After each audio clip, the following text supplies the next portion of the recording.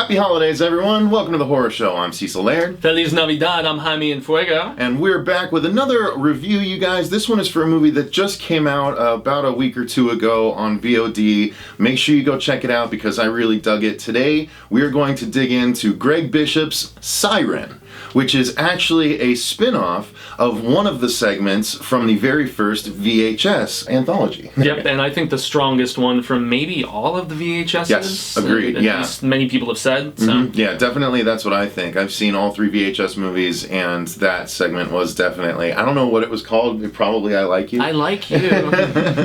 But yeah, so this was a spin-off telling the further adventures of Lily, the siren from said segment. And that's what I'm curious about, is if it was an origin story or if it was a sequel, because they left it kind of vague enough where, I mean, because in the short, you know, it's almost, I mean, maybe it could be considered a remake too, because it is a similar... It is. It's a similar setup and everything like that. Basically, there's a bachelor party that goes to, or that's out on the town trying to find the best sort of, they're on a night to not say no.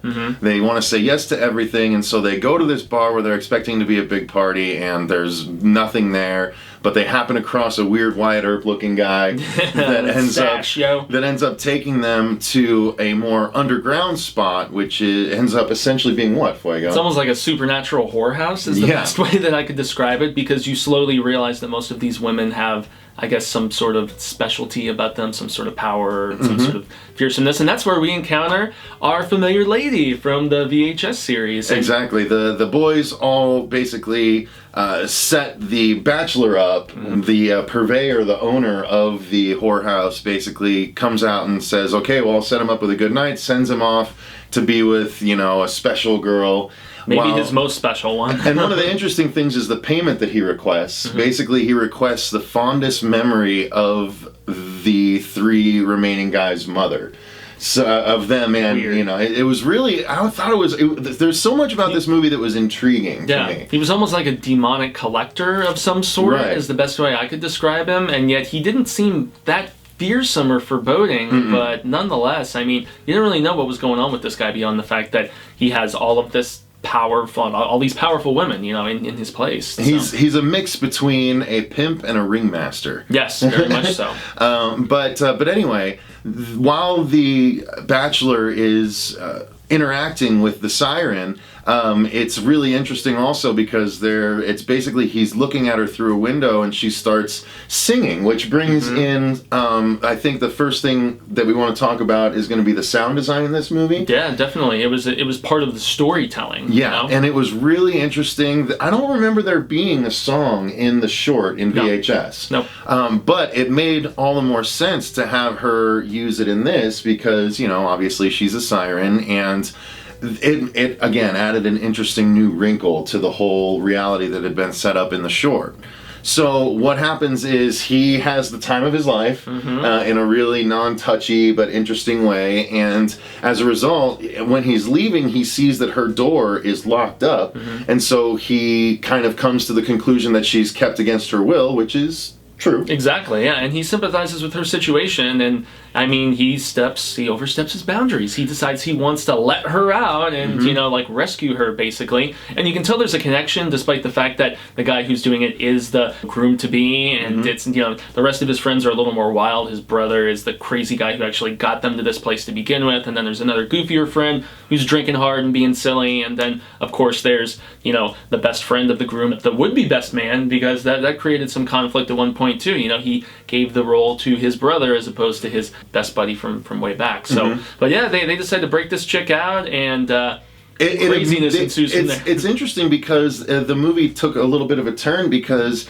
he immediately realizes it is a bad idea, almost immediately. And then the movie becomes a chase of her trying to get back to him. So, you know, we're not going to spoil too much because I think you definitely need to see it, but... He endears himself to her by the escape, and then, you know, you get that little tidbit from the proprietor of the place saying, well, watch out, because they mate for life, and, you know, so on, and we don't want to spoil too much about what happens, but a connection of sorts is made, and, you know, it expands, and you know, she's after him, and then they're also after the entire group of friends too, because after breaking out, you know, the chase begins. And now, what did you think of the story overall, Fuego? I thought it was interesting. I mean, the fact that they were able to take kind of a one-note thing. I mean, it was basically in the original short, a girl who guys are trying to take advantage of her. Whereas in this case, there was more of a nobility about these guys. You know, they weren't super slime balls. And even, I mean, the one guy who seems to be the least likable, the missing link within, or the weakest link, I should say, as far as likability goes. But, I mean, they're not total sleazes like the porn amateur guys who are, you know, borderline rape, I guess, in the short. So these guys, I mean,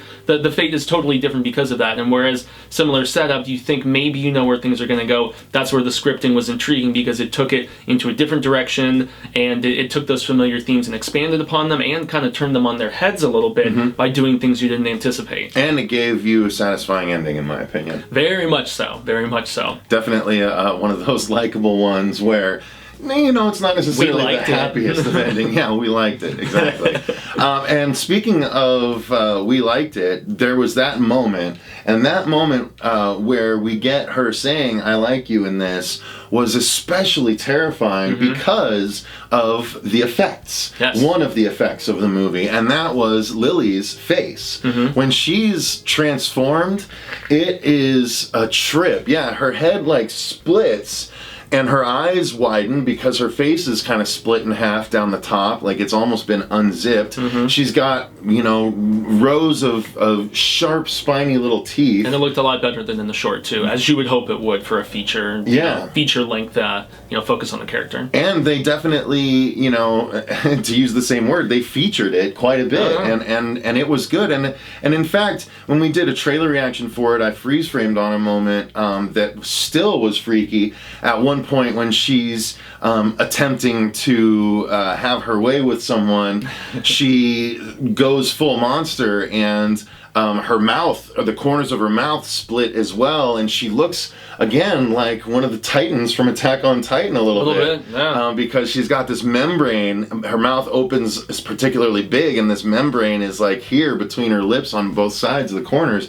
It just was really cool looking. So I thought the effects were great, and even the tail. We got quite a bit of the tail. It was a little CGE. Yeah, and I mean, there was one other CGE kind of part that I thought, didn't work quite as well. But I mean, then again, that was pretty much just these Medusa-y kind of like snake stuff that were protruding out of one of the other girls who was working at the Supernatural Horror House's head. And yet it didn't look bad. And the memory leeches, I think is what they were. It effectively served the storytelling because they were ripping these things off of her head and putting them into these drinks, and that's how people were able to recall, like the mother memory that you mentioned. And it's also used at one point to that's how they extract the memories, is sort of the payment. Yeah, and it's like a messaging system at one point too, where when they're bargaining for, okay, you know, she's following you and we want her back. It's used as a negotiating device, you know, where they're trying to communicate with one another despite being on the run. And so once again, I circle back to the scripting and how there were twists that I wasn't expecting, and it was very well done, and I enjoyed it. And there were some good deaths. There was one or two off-camera things that left me a little puzzling. Yeah. One character who, you know, the aforementioned missing link of sorts, it was off-screen, and it was only mildly explained at one point when they're like, hey, where'd so-and-so go, or, you know, why did she go after him? And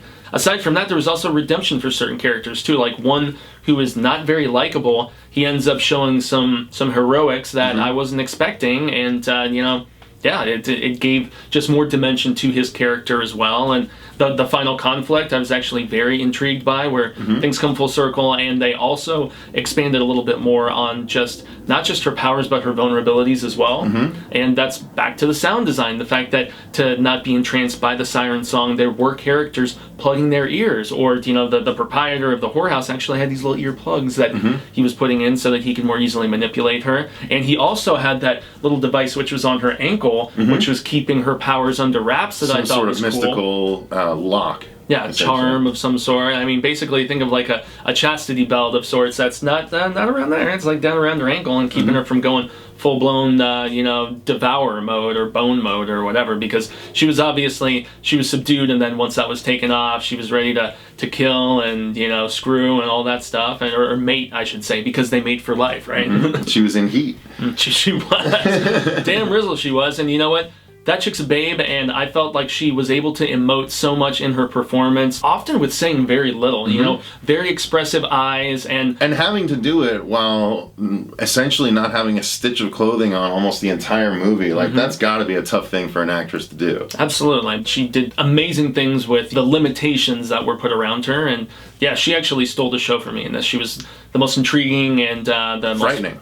Definitely that. She lived up to the premise that we gushed over so much in our in our trailer reaction. For sure. So it's definitely worth your time, you guys. Seek it out. Siren. Again, if you haven't seen the original VHS, you don't necessarily need to. You can definitely get the full story in this. It's not one where it's necessary, but if you haven't seen it, it's worth watching anyway. It definitely is. For that and a couple of the others. Yeah, well, the adventures, albeit the smaller one and the larger feature version, they can coexist, and they just give a new wrinkle to that character. Exactly. Which is cool. Exactly. So if you check it out, or if you have seen it already, circle back and let us know in the comments down below if you like it, or let us know if you're gonna watch it after watching our review, because we definitely think it's worth your time. Go support these guys, because I want to see more Siren stuff if we possibly can. I'd be excited to see see her come back, because she's terrifying. Yeah, terrifying, sexy, just all kind of, mushed into one. And Guys of Bloody Disgusting, we have lots of respect for you dudes and what you do, and the fact that you're reporting on the news and you're actually producing this too. I tip my my Christmas hat to you, sir. Indeed. So thanks again for watching, you guys. I've been Cecil Laird. Gracias, I've been Jaime Fuego. And remember to, while you're down there leaving a comment, click that link by the merch store thing in the description box, where you can go and get some really awesome horror t-shirts. You can choose the color, choose the design. We have our horror show design, we have our coexist design, and there's some really awesome horror mashup designs from some really great independent horror artists. Stuff that we can vouch for, man. Exactly. Check it out. Thanks again for watching. Until next time, remember, stay scared.